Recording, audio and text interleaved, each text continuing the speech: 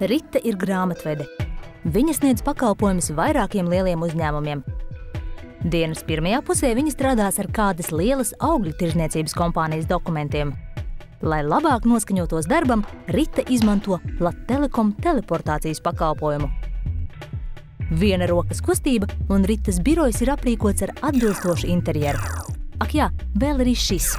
Tas ir firmas prezidents. Viņa klātbūtnē vienmēr ir papildu motivācija. Rita saņēmusi ziņu, ka pie Petersonu nama ārdurvīm kāds zvana. Kundzīt, jums pil krāns! Namu pārvaldes dators saņēmis informāciju, ka Petersonu dzīvoklī sācis pilēt virtuves krāns. Santehniķis ieradies to salabot. Rita atver nama durvis ar mobilo telefonu un ķeras klāt nākamā klienta grāmatvedībai.